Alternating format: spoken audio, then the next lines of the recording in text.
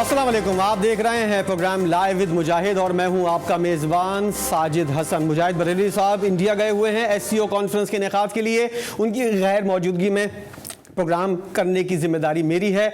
आज के प्रोग्राम में हम बात करेंगे कि पाकिस्तान तहरीक इंसाफ और हुकूमत के दरमियान मुज़ाकरात के जो तीसरा दौर गुज़िश्ता रात को इख्तिताम पजीर हुआ था, उसके अंदर क्या पेशरफ हुई है। दो बड़ी पेशरफ सामने आई हैं जिनके बारे में आज बातें हो रही हैं और उसके अंदर बैक वक्त इंतखाबात पर हुकूमत और PTI रजामंद होती हुई नजर आ रही हैं, जबकि ये बात भी तय पाई गई है कि जब भी इंतखाबात होंगे मरकज और तमाम सूबों के अंदर निगरां हुकूमतें होंगी, लेकिन इंतखाबात किस डेट पर होंगे इस हवाले से डेडलॉक अभी भी बरकरार है। तीसरा दौर इख्तिताम पजीर हो गया है और इंतखाबात की डेट जो है वो अब तक अनाउंस नहीं हो सकी है। हालांकि PTI की जानिब से अगस्त के वस्त में इंतखाबात कराने की एक सजेशन दी गई थी जिसको हुकूमती इत्तेहाद ने मुस्तरद किया था और उसके बाद ये निशिस्त जो है वो इख्तिताम पजीर हुई है, लेकिन डेट का अनाउंसमेंट नहीं हो सका है। इसके ऊपर क्या कहना था रहनुमाओं का, इस हवाले से भी आपको बताएंगे और साथ साथ जब इख्तिताम हुई इंतखाबात के मुज़ाकरात का तीसरा दौर इख्तिताम पजीर हुआ, उसके बाद सबसे पहले इसहाक डार साहब बाहर आए और उसके बाद शाह महमूद कुरैशी साहब आए। दोनों ने अलग अलग मीडिया से गुफ्तगू की। पहले आपको सुनवाते हैं कि इसहाक डार साहब ने गुज़िश्ता रोज इंतखाबात के जल्दी इनेकाद के हवाले से और एक डेट के अनाउंसमेंट के हवाले से किस पेशरफ्त का इजहार किया था। आपको पहले वो सुनाते हैं। काफ़ी तफसील के साथ दोनों साइड्स ने बड़े मुस्बत तरीके से तमाम चीज़ों को डिस्कस किया। एक तो इस चीज़ पे कंसेंसस है कि मुल्क में एक ही दिन तमाम इलेक्शंस होने चाहिए। दोनों जो साइड्स हैं इस बात पर इत्तफाक कर चुकी हैं कि एक ही दिन मुल्क में इलेक्शन बेहतरी है। दूसरी जो मुस्बत उसमें आउटकम है वो ये है कि जब भी जो भी डेट तयन होगी उस दिन जो इलेक्शंस होंगे पूरे मुल्क में केयर टेकर हुकूमतें होंगी। पूरे मुल्क में एक ही वक्त इलेक्शंस का मकसद ये है कि उंगलियां ना उठे, उसमें क्वेश्चंस ना हो। यह भी तय पाया गया है, जैसा कि अभी आपने इसहाक डार साहब की ज़बानी सुना, कि जब भी इंतखाबात हुए और उसके बाद रिजल्ट अनाउंस हुआ, उसके बाद सब लोग जो हैं हुकूमत जो बनाएगी और जो अपोजिशन में होगा वो दोनों जो हैं वो इंतखाबात को तस्लीम करेंगे। शाह महमूद कुरैशी साहब भी बाहर आए और उन्होंने मुज़ाकरात में पेशरफ के हवाले से और जो कुछ उनके तहफ़्फ़ुज़ात थे इस हवाले से उन्होंने क्या कहा, आपको वो भी सुनवाते हैं। जिस स्पिरिट और नेकनियती से हम बैठे थे और हमने कोशिश की, हमने फैसला किया है कि हम सुप्रीम कोर्ट को उनकी खिदमत में हाजिर होंगे और हम अपना मौक़िफ़ इन राइटिंग बता देंगे कि हमने क्या किया और कहाँ कहाँ हमने लचक दिखाई। दोनों तरफ की गुफ्तगू आपने सुनी। क्या सुप्रीम कोर्ट जिस मकसद के लिए मुज़ाकरात कराने की कोशिश कर रही थी, क्या वो मकसद पूरा हो सका है इन तीन नशिस्तों के अंदर? इस पर आज के प्रोग्राम में हम बात करेंगे और हम अपने मेहमानों से आपका तारुफ कराते चले। हमारे साथ मौजूद हैं आमिर ज़िया साहब, सीनियर सहाफ़ी हैं, तज़कियाकार हैं और पाकिस्तान की जो सियासत है और पाकिस्तान के जो हालात हैं इन पर आपकी काफ़ी गहरी नज़र है। अदालती मामलात क्या हैं, सुप्रीम कोर्ट के मामलात किस हद तक जा सकते हैं, इस पर हम बात करेंगे। शुएब शाहीन साहब हमारे साथ मौजूद हैं। आप साबिक सदर इस्लामाबाद हाई कोर्ट बार हैं और हमारे साथ ब्यूरो चीफ इस्लामाबाद सुहेल इकबाल भट्टी साहब भी इस्लामाबाद स्टूडियो से हमारे साथ मौजूद होंगे। सबसे पहले आमिर ज़िया साहब, एक डेट जिसके बारे में कहा जा रहा था कि उस डेट को अनाउंस करना चाहिए, वो डेट जो है वो अनाउंस नहीं हो सकी, इस हवाले से आपसे बात करूंगा। लेकिन सबसे पहले सुहेल इकबाल भट्टी साहब आपकी जानिब में आऊंगा क्योंकि कुछ टेक्निकल मसाइल आ गए हैं। आमिर ज़िया साहब हमारे साथ कनेक्ट नहीं हो सके हैं। ज़रा बताइएगा जो जो चीज़ें हुई हैं गुज़िश्ता रोज़ मुज़ाकरात के अंदर और उससे पहले दो अदवार और भी हो चुके हैं, क्या पेशरफ नजर आ रही है? आप समझते हैं कि सही जानिब जा रहे हैं या फिर बिला वजह मामलात को हल करने के लिए बैठे थे लेकिन हल तो नहीं हो सके? देखिए, अगर हम एक जानिब हुकूमती इत्तेहाद है, दूसरी जानिब अपोजिशन है, दोनों के एंगल से चीज़ें सही या गलत का एक अपना अपना एक जाविया है। लेकिन अगर हम बात करें, जो प्रेशर था इस मुज़ाकराती अमल शुरू होने से पहले वो हुक्मरान इत्तेहाद पर था, वफाकी हुकूमत पर था।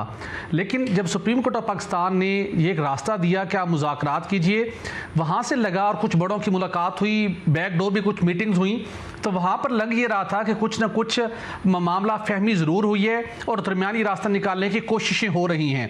पाकिस्तान तहरीक इंसाफ को एक एज हासिल था जो सुप्रीम कोर्ट ऑफ पाकिस्तान की जानिब से एक फैसला दिया जा चुका था। स्टेट बैंक ऑफ पाकिस्तान को डायरेक्शन दी गई कि आप फंड्स जारी करें।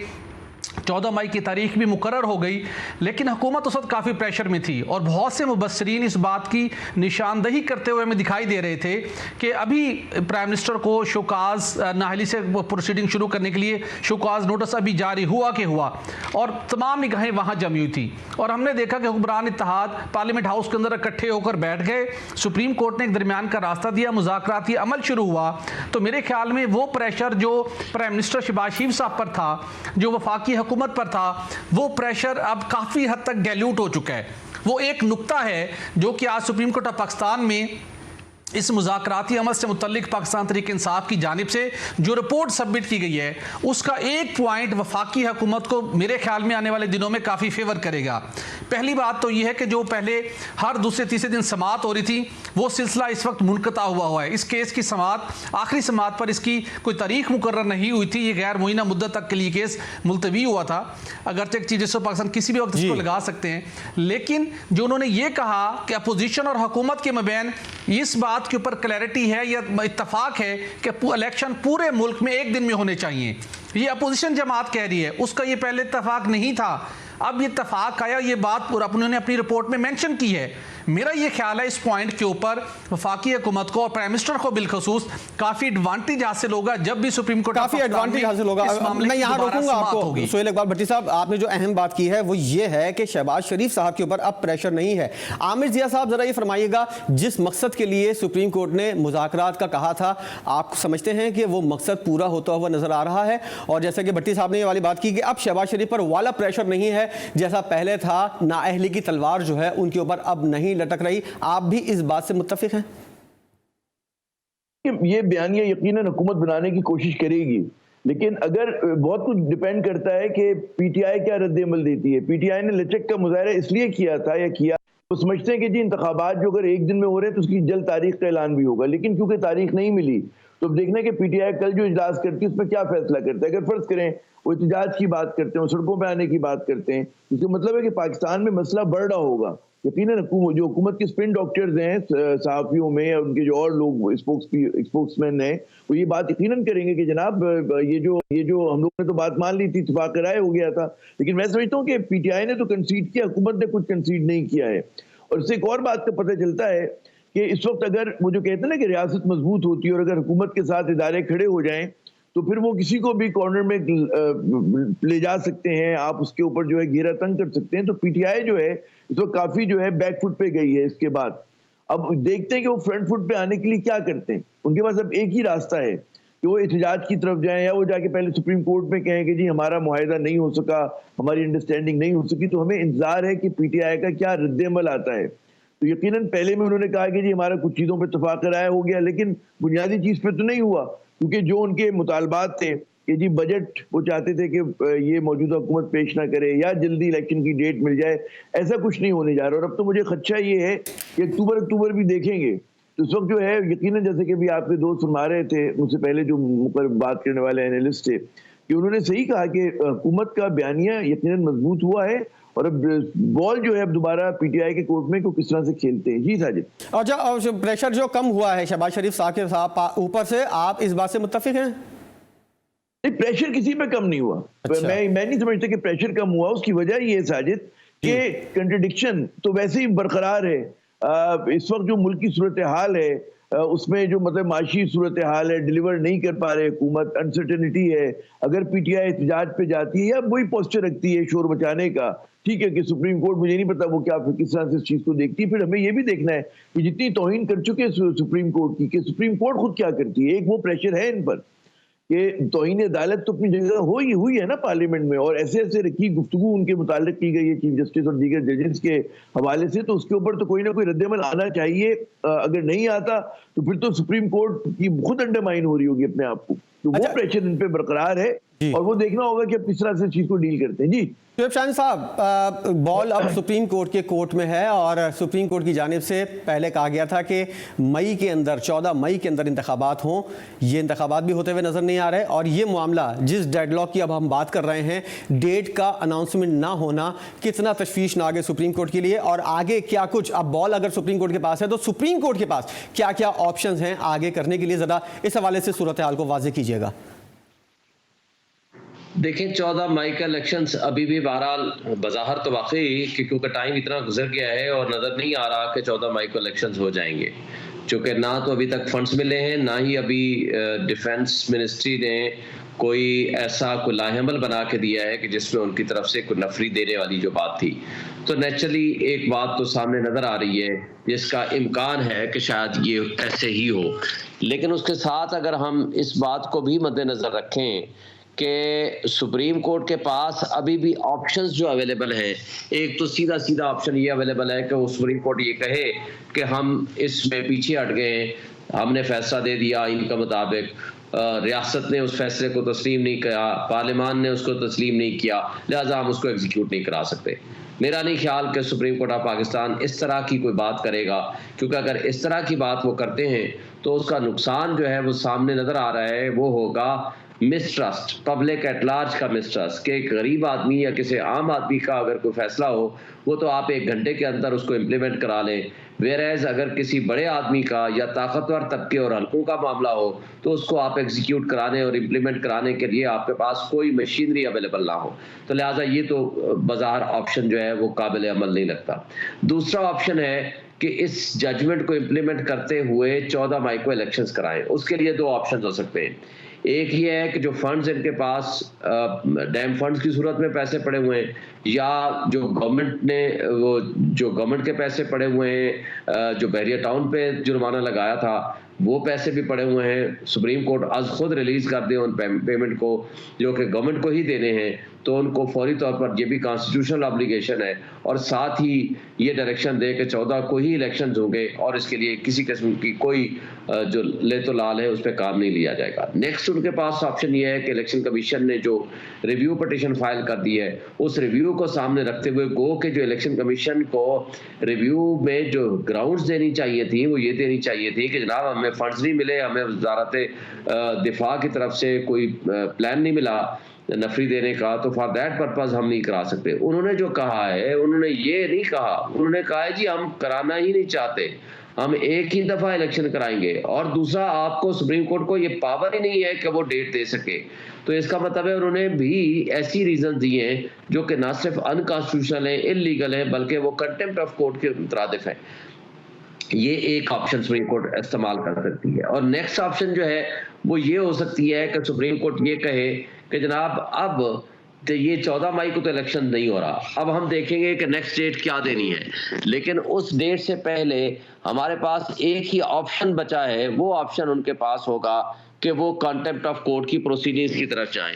अब अगर वो कंटेम्प्ट ऑफ कोर्ट का ऑप्शन अवेल करते हैं तो उसके लिए उनके पास बड़ा सिंपल जो चीफ एग्जीक्यूटिव है यानी प्राइम मिनिस्टर उसको बुलाएंगे, और तमाम वो मिनिस्टर्स जिन्होंने सुप्रीम कोर्ट की जजमेंट को खिलाफ बातें की हैं, जो पार्लियामान के अंदर आर्टिकल 68 की वायलेशन में बातें की हैं, उन सबको बुलाएं और उनको ज़ाहिर कटहरे में खड़े करें और उनके खिलाफ एक सिंपल कंटेम्प्ट ऑफ कोर्ट का शोकॉज नोटिस दे, जो 2 दिन 3 दिन का टाइम भी दे सकते हैं, और उसके बाद उनको नायल भी कर दें, उनको सजा भी दे दें।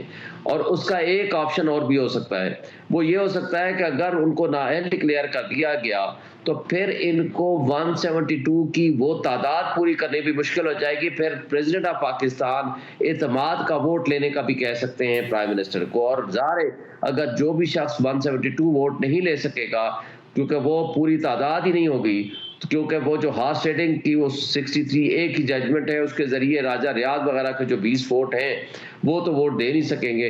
In that context president of Pakistan के पास फिर एक ऑप्शन बाकी रह जाता है कि वो असेंबली को डिसॉल्व कर दें, और अकॉर्डिंगली फिर असेंबली को डिसॉल्व करने के बाद डेट देने का अख्तियार अंडर द कॉन्स्टिट्यूशन भी वो प्रेसिडेंट ऑफ पाकिस्तान का है कि वो कौन सी डेट मुकर्रर कर दें, और सुप्रीम कोर्ट फिर उसको एग्जीक्यूट कराते हुए उस इलेक्शन को का जो जॉइंटली इलेक्शन है एटलीस्ट दोनों सूबों का और नेशनल असेंबली का वो एक दिन पे हो जाए। अब ये देखना ये है कि सुप्रीम कोर्ट इसके ऊपर क्या रिएक्ट करती है, क्या वो ऑर्डर पास करती है और किस तरीके से वो इस केस को लेके चलती है और रिव्यू के अंदर क्या फैसला सुप्रीम कोर्ट का जो बिहेव है वो सामने आ जाएगा कि किस तरह बिहेव करती है सुप्रीम कोर्ट।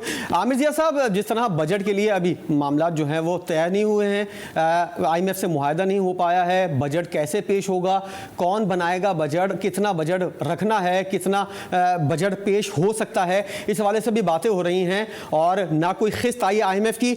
उसके बाद हुकूमत की जानिब से जो बयानात हैं, जैसा कि आपने जिक्र भी किया है कि पार्लियामेंट के अंदर खड़े होकर ख्वाजा आसिफ साहब हुए, जावेद लतीफ़ साहब हुए और पार्लियामेंट से बाहर राना सनाउल्लाह साहब जो हैं, उन लोगों के जो बयानात हैं वो कुछ ऐसे नज़र आ रहे हैं कि ये मुज़ाकरात का अमल जो है उसको सबूताश करने की एक जानिब से कोशिश हो रही है, दूसरी जानिब जब मुज़ाकरात के लिए बैठते हैं तो इस मामले को हल करने की कोशिश होती है। आप समझते हैं कि ये जो बयानात दिए गए हैं ख्वाजा आसिफ साहब की जानिब से, जावेद लतीफ़ साहब की जानिब से, ये हुकूमत की एक प्लानिंग थी या फिर ये इन लोगों ने अपनी मर्जी से ये बयानात दिए हैं? साजिद, एक तो आपकी बात बहुत ब्रेक होके मेरे पास आ रही है तो मैं आपका सवाल पूरी तरह समझ नहीं पाया, लेकिन मैं जो समझा हूं, देखिए दो बातें। पहली बात ये जो अभी शाहीन साहब बात कर रहे थे, मैं उसके तनाजुर में कहूंगा कि जो ये हल तजवीज़ कर रहे हैं, बता रहे हैं कि ये ऑप्शंस हैं, उसके नतीजे में साफ नजर आ रहा है कि पाकिस्तान में जो गैर यकीनी सूरत हाल है और इंतशार जो है वो बढ़ेगा और वो जो उससे जो इस मुल्क के लिए बदकिस्मती होगी, क्योंकि पाकिस्तान को जरूरत जो है वो सियासी इस्तेहकाम की और सलूशन की है, वो अगर नहीं होने जा रहा तो उसका मतलब हमारी मईशत को ठीक करना है, हुकूमत चैन से चाहेगी कि हम हुकूमत कर सकें, वो चीज़ें मुमकिन नहीं होंगी और हम लोग जो है मजीद मुश्किलात ही का शिकार रहेंगे। बेशक हुकूमत तब्दील ना हो, बेशक इंतखाबात ना हो, लेकिन मुल्क में बेचैनी रहेगी, तो ये चीज़ किसी भी रियासत के लिए जो है अच्छी चीज़ नहीं होती, एक बात। दूसरी बात ये कि अगर बजट जैसे कि फैसला हुआ है कि बजट जो है जून के सेकंड वीक में यही हुकूमत देगी, तो उसके नतीजे में क्या होगा? हमेशा जो सब पाकिस्तान के मारूजी हालात हैं, जो माशी हालात हैं, उसमें कोई भी पीपल फ्रेंडली बजट जो है वो नहीं दिया जा सकता, क्योंकि हमारे पास फिस्कल स्पेस नहीं है। अच्छा, जाहिर है हुकूमत की मजबूरी ये होगी कि अगर इलेक्शन में जाना है, बकौल उसके, अगर वो अभी तक ये कह रहे हैं अक्टूबर में इलेक्शन है या नवंबर, जब भी कहें, तो उसका मतलब ये उन्हें पीपल फ्रेंडली बजट देना पड़ेगा। अगर वो पीपल फ्रेंडली बजट नहीं देते तो ऑलरेडी उन पे इतनी ज्यादा तनकीद हो रही है, इतनी ज्यादा उनको वो निशाने पर है, और फिर एक सख्त बजट देते हैं तो और अपने लिए मुश्किलात पैदा कर रहे होंगे। तो मेरी समझ में नहीं आ रहा कि चीजें जा किस तरफ रही हैं। इस मुल्क में इंतखाबात होंगे या नहीं होंगे? इस मुल्क में जमहूरियत का जो पहिया है इसी तरह चलेगा? ये जो पहले हम कहते थे लूली लंगड़ी जमहूरियत है, अब तो बगैर टांगों की हो गई, क्योंकि पार्लियामेंट आपकी जो है मुकम्मल नहीं है, सुप्रीम कोर्ट और पार्लियामेंट में महादाराई है, आप आइन की बात नहीं मान रहे, आइन की सुप्रीमेसी को वो जो है तस्लीम नहीं किया जा रहा। ये बहुत बड़ा सवाल है आमिर जिया साहब के हुकूमत के पास कौन कौन से ऑप्शन हैं। सुहेल इकबाल भट्टी साहब, जरा आप फरमाइएगा, आपके पास इस्लामाबाद से क्या खबरें आ रही हैं, हुकूमत क्या कुछ चाह रही है और जो कुछ हुकूमत चाह रही है क्या वैसा ही हो रहा है या फिर पाकिस्तान तहरीक इंसाफ की भी कुछ चीज़ें पूरी होती हुई नजर आ रही हैं? अंदरूनी तौर पर इस्लामाबाद में क्या खबरें गर्दिश कर रही हैं कि आने वाले दिनों में क्या कुछ हो सकता है, जरा बताइएगा। साजिद साहब, मामला ये है कि बदकिस्मती के साथ हमारे सिस्टम में हसूल इक़्तिदार और तूल इक़्तिदार की जब भी ख्वाहिश पैदा हुई है उसने जमहूरी अमल को बुरी तरह से मुतासिर किया है। और इस वक्त भी जो जंग है हसूल इक़्तिदार और तूल इक़्तिदार की कशमकश के अंदर हम देख रहे हैं जंग जारी है, जिसके नतीजे में आम आदमी और मुल्क बुरी तरह से मुतासिर हो रहा है। जहाँ तक आपके सवाल का ताल्लुक है, ये जो मौजूदा हुक्मरान इत्तेहाद है 10 अप्रैल से ऑनवर्ड अगर आप सारा जायज़ा लें तो ऐसा लगता है कुदरत के ऊपर ऐसी मेहरबान हुई कि जिस तरीके से ये चाहते थे मामलात उस तरीके से आगे बढ़ते रहे। इमरान खान साहब एक पाकिस्तान की सबसे बड़ी जमात का मकबूल तरीन जमात के सरबराह होने का दावा करते हैं और उनके पास बहुत बड़े बड़े इनकलाबी उनके पास मंसूबे हैं, आइडियाज़ हैं, लेकिन अपोजिशन ने चाहा कि वो पंजाब की खैबर पख्तूनख्वा की असम्बलियों को तहलील कर दें। बाद में अब पाकिस्तान तहरीक इंसाफ के रहनुमा वो कहते हैं कि वो अपोजिशन के रहनुमा कहते थे हमने तहलील कर दी। उसके बाद उनकी विजडम के नतीजे में जो आज खुद पाकिस्तान तहरीक इंसाफ जिन मसाइल से दो चार है और उसके बाद मुल्क के अंदर सियासी कानूनी और जो आइनी बहरान पैदा हुआ जिसके नतीजे में बदतरीन मुआशी बहरान भी जारी है, पूरी कौम भुगत रही है। मामला ये है कि हुकूमत ने फैसला किया कि इलेक्शन मुल्क में एक दिन में होंगे, सारा फोकस आला अदलिया के मौजूद जज साहबान का सिर्फ पंजाब पर क्यों मरकूज है? KP के हवाले से कोई वहाँ पर भी असम्बली तहलील हुई बात नहीं होती। पंजाब के हवाले से इलेक्शन की डेट दी गई। जो पाकिस्तान तहरीक इंसाफ या आइन की पासदारी के लिए जो कोशिश शुरू हुई थी, उसकी कामयाबी की जमानत उस वक्त तक थी जो आइन के अंदर टाइम फ्रेम था 90 दिन का, जो 14 अप्रैल को पूरा हो चुका। तमाम तर कोशिशों के बावजूद उस मुद्दत के अंदर इलेक्शन नहीं हो सके। फिर 2 मरतबा तारीख दी गई और अभी भी उसके ऊपर इलेक्शन होते दिखाई नहीं दे रहे। और इलेक्शन कमीशन ऑफ पाकिस्तान की जानिब से जो अब नजरसानी की दरखास्त दायर की गई है, तो उसने पूरा सूरत हाल को तब्दील करके रख दिया है। शहबाज शरीफ साहब को फेस सेविंग मिल गई है। पार्लियामान ने जो स्ट्रेटजी अडॉप्ट की, उन्होंने टाइम गेन कर लिया है। सवाल अब यह है, अगर 14 मई के बाद दोबारा एक नई डेट आएगी 20-25 दिन के बाद, तो आप जून में बजट दे लेने दीजिए और उसके बाद अगस्त सितंबर में आप तय करके मामलात को कंसेंसस के साथ आगे बढ़ाइए। यही एक हल है। अदरवाइज आईनी तसादुम के जरिए से ना इलेक्शन उससे पहले होंगे और ना ही कोई हल निकल सकेगा। क्या इलेक्शन वक्त पर होंगे और ये हल निकल जाएगा, जिसके बारे में हम बात कर रहे हैं। सोहेल इकबाल भट्टी साहब ने एक बहुत अहम नुक्ता उठाया है, इस पर बात करेंगे। आमिर जिया साहब और शुएब शाहीन साहब हमारे साथ मौजूद होंगे। तो ये ब्रेक लेते हैं, जिसके बाद दोबारा हाजिर होंगे और इस अहम मामले पर बात करेंगे। हमारे साथ रहिएगा।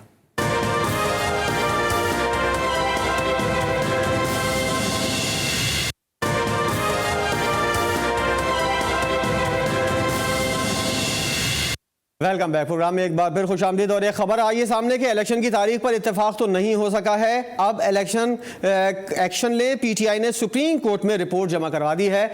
सुप्रीम कोर्ट से एक्शन लेने का कहा जा रहा है PTI की जानिब से, जो रिपोर्ट जमा करवाई गई है। आमिर जिया साहब और शुएब शाहीन साहब हमारे साथ प्रोग्राम के मौजूद हैं। आमिर जिया साहब, सुप्रीम कोर्ट से एक्शन लेने की बात की गई है PTI की जानिब से। आपकी नज़र में क्या क्या ऑप्शन है PTI के पास, और सुप्रीम कोर्ट किस हद तक प्रेशराइज करवा सकती है विफाकी हुकूमत को और इलेक्शन कमीशन को कि बरवक्त जो डेट अनाउंस की जाए उसके अंदर इंतखाबात हों? पहले ही एक डेट को खिलाफ वर्जी हो चुकी है, 14 मई को इंतखाबात होते हुए नजर नहीं आ रहे हैं। आमिर जिया साहब, देखिए, लीगल वे पे तो जाहिर है कि लीगल जो कानूनी मामला है उस पर तो शाहीन साहब ज्यादा अच्छी रोशनी डालेंगे, लेकिन मुझे इस पे है कि अदालत का काम दबाव डालना नहीं होता। अदालत का काम जो होता है वो कानून और आइन के मुताबिक फैसला करना होता है। हमारा आइन बड़ा वाज़ेह है कि जब भी असेंबली डिसॉल्व होगी सूबाई या कौमी असेंबली की, तो 90 रोज में इंतखाबात होने हैं, नॉट लेटर देन 90 डेज। अच्छा, इस बात का जो तस्करा है 2 मरतबा किया गया आइन में, तो 224(2) में किया गया है और उस चीज को फिर रीएसेट किया गया है 105(3) में मेरे ख्याल में, और उसमें भी कहा गया है कि जी अगर मतलब एक दोनों जगह पे कि 90 रोज के अंदर इंतखाबात होने जो है वो बिल्कुल बहुत जरूरी है। तो अगर आप जो है, अच्छा उसमें आइन में कहीं ये नहीं कहा गया कि जी इंतखाबात पूरे मुल्क में एक दिन में होने चाहिए। तो जब ये चीजें हैं तो उस पर अमल करना बाकी है। अब अगर बाज़ वजूहात की बिना पर, क्योंकि जाहिर है सुप्रीम कोर्ट के अपने पास तो कोई इख्तियारात नहीं है, उसको तो एग्जीक्यूटिव अथॉरिटी की जरूरत होती है उनकी मदद की कि वो जो है उसके अहकामात पे अमल करें। अब यहाँ पर सिलसिला ये कि हुकूमत हो, इलेक्शन कमीशन ऑफ पाकिस्तान हो या जो भी उसके मुंसलिक इदारे हों, वो सुप्रीम कोर्ट की बात नहीं मान रहे। उसका मतलब ये कि मुल्क में लाकानूनियत का राज है, मुल्क में आइन की कोई बात मानने को तैयार नहीं है। तो खतरनाक सूरत हाल है और ऐसी सूरत हाल है कि जिसकी वजह से ये निज़ाम जो है पूरा तहोबाला हो सकता है। और अगर जो है जिस तरह से लोगों में मायूसी बढ़ रही है, लोगों में गुस्सा है, लोगों में मतलब है एक तरह से नाराज है वो, तो ये चीजें किसी भी सिंध में जा सकती हैं। बहुत कुछ डिपेंड करता है, जैसे मैंने पहले अर्ज किया कि PTI क्या पोस्चर अपनाती है। अगर मैं समझता हूँ पाकिस्तान को जरूरत इस बात की थी कि इन तलखियों में कमी लाई जाती, इस सियासी हिद्दत को कम किया जाता और कोई मुश्तरका मिडिल ग्राउंड तलाश करके जिसमें PTI की भी कुछ बात मानी जाती, कुछ हुकूमत की भी, और कोई राह निकाली जाती और कंसेंसस जो है वो जाता सुप्रीम कोर्ट में। ऐसा हुआ नहीं, तो जाहिर है कि लोगों में इस्तराब है और हम सबको इंतजार है कि कल क्या होगा, परसों क्या होगा। और पाकिस्तान की जो ये डूबती नैया है, डोलती नैया, डूबती तो नहीं खुदा न खास्ता, डोलती जो नैया है किस तरह से। अच्छा आमिर जिया साहब, एक बहुत बड़ी बात की है कि ये निज़ाम जो है ये इस्तेहबाला हो सकता है। आपने बहुत बड़ी बात की है। आप क्या समझते हैं इस निज़ाम को तहोबाला करने का असल जिम्मेदार कौन है? तो देखिए, आइन पे अगर अमल नहीं होगा तो फिर मुल्क में लाकानूनियत होगी, और उसमें बड़ा जो किरदार आता है उनका आता है कि जिनके पास इख्तियार है। इख्तियार जाहिर है कि हुकूमत वक्त के पास है, PDM के पास है।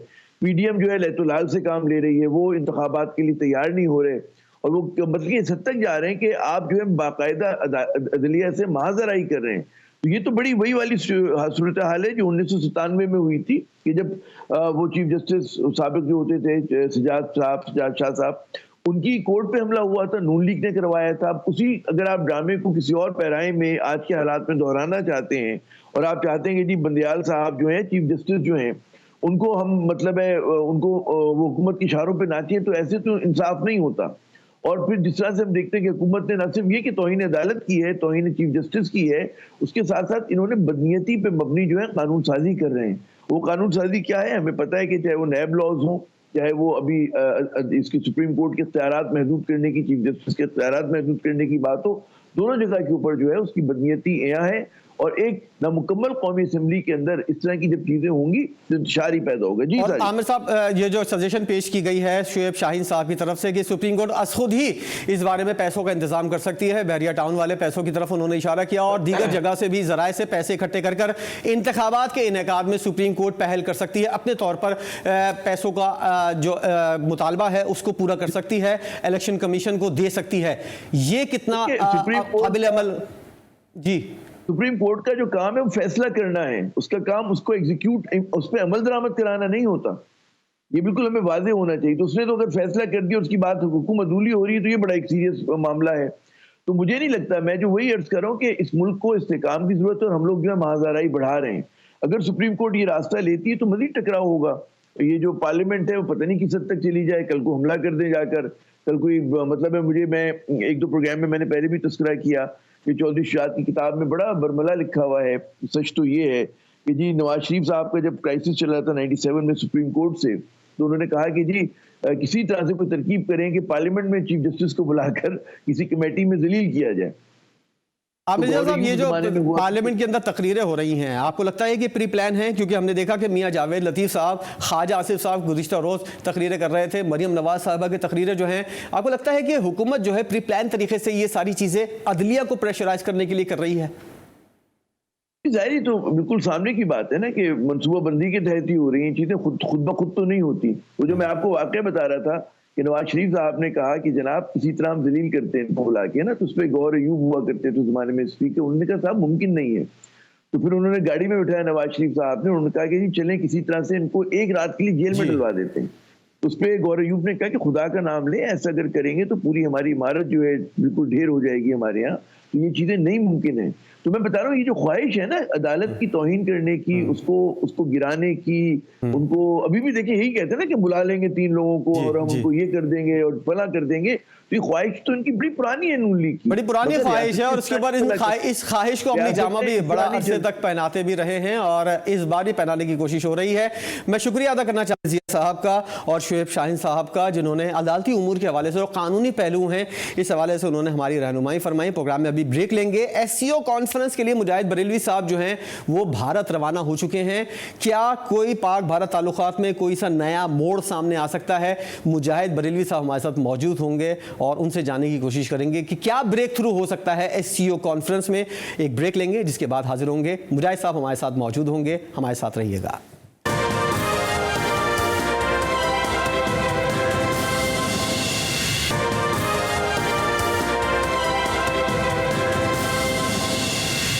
Welcome back. भारत के अंदर SCO कॉन्फ्रेंस का इनेकाद हो रहा है, शंघाई ताउन तंजीम, और इसके लिए हमारे वजीर खारजा जो हैं बिलावल भुट्टो जरदारी साहब पहला दौरा भारत करेंगे। क्या एक नया रुख इख्तियार कर सकता है बिलावल भुट्टो का दौरा भारत, और पाक भारत ताल्लुकात कौन सा नया मोड़ ले सकते हैं?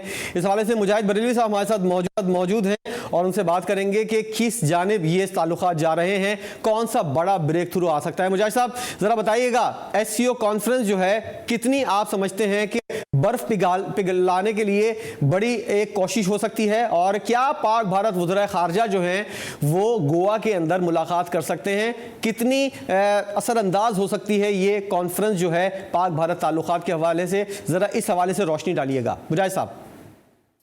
जी साजिद, अभी हम आज सुबह जो है वो वागा के रास्ते अमृतसर में दाखिल हुए और मैंने देखा कि मजमूई तौर पर दोनों तरफ से बड़े खुशगवार अंदाज में हमें रुखसत किया जा रहा था। वो जो टेंस आमतौर पर नज़र आता है दोनों मुल्कों के दरमियान हमारी मीडिया में, वो कतई यहाँ पर नहीं था। अमृतसर से हमारा अगला सफ़र दिल्ली होते हुए गोवा है। आपको इल्म है कि शंघाई कॉन्फ्रेंस के सिलसिले में हमारे वज़ीर ख़ारजा बिलावल भुट्टो ज़रदारी आ रहे हैं और इंडिया में काफ़ी इसके लिए हाइप क्रिएट की गई है और ज़्यादा देखा जा रहा है कि ठीक है कि वो 12 ममालिक आपस में क्या बात करेंगे, लेकिन क्या बिलावल भुट्टो ज़रदारी साहब अपने हम मनसब यानी इंडियन फॉरेन मिनिस्टर से मिलेंगे या प्राइम मिनिस्टर मोदी से मुलाकात करेंगे, बायलैटरल रिलेशन किससे होने चाहिए। लेकिन अगर वसी तनाजुर में देखें तो ये जो बिलावल भुट्टो साहब का दिल्ली का पहला दौरा है इस एतबार से बहुत अहम है। एक तो मैंने कहा खुद एज वज़ीर ख़ारजा कोई 12 साल बाद किसी वज़ीर ख़ारजा का ओवर आए। तो इंडिया में आपको पता है कि भुट्टोस की एक बहुत बड़ी फॉलोइंग है और वो देख रहे हैं कि उनका नवासा आ रहा है, क्या वो कोई ऐसी बात करेगा जिससे कोई ब्रेक थ्रू होगा दोनों मुल्कों के दरमियान, कोई राह निकलेगी आगे ट्रेड के हवाले से या ह्यूमन लेवल पर गुफ्तगू होगी। तो अभी लेट्स स्टार्ट, लेकिन रात तक सिचुएशन कल सुबह तक वादे होगी और ख़ास तौर पर जैसे मैंने कहा कि गोवा में होने वाली शंघाई कॉन्फ्रेंस इस एतबार से ज़्यादा अहम है कि इसमें हमारे वज़ीर ख़ारजा पहली बार शिरकत कर रहे हैं। बहुत शुक्रिया मुजाहिद बरेलवी साहब कर रहे थे और बता रहे थे कि कितनी ज़्यादा असर अंगेज़ हो सकती है शंघाई ताउन तंजीम की ये कॉन्फ्रेंस जो है और भारत के अंदर बिलावल भुट्टो ज़रदारी के इस्तकबाल के हवाले से क्या कुछ हो रहा है। प्रोग्राम में फ़िलहाल इतना ही। दुआ यही है कि शंघाई ताउन तंजीम के प्लेटफॉर्म से पाक भारत ताल्लुकात की जो बर्फ़ है ये पिघले। इसके अंदर एक अच्छी कोशिश बिलावल भुट्टो की जानिब से हो सकती है। बिलावल किस हद तक कामयाब हो सकते हैं ये आने वाला वक्त बताएगा। प्रोग्राम आपने देखा, प्रोग्राम देखने का बहुत शुक्रिया। कल एक नए प्रोग्राम और नए टॉपिक के साथ दोबारा हाजिर होंगे। जब तक के लिए इजाज़त दीजिए। अल्लाह हाफिज़।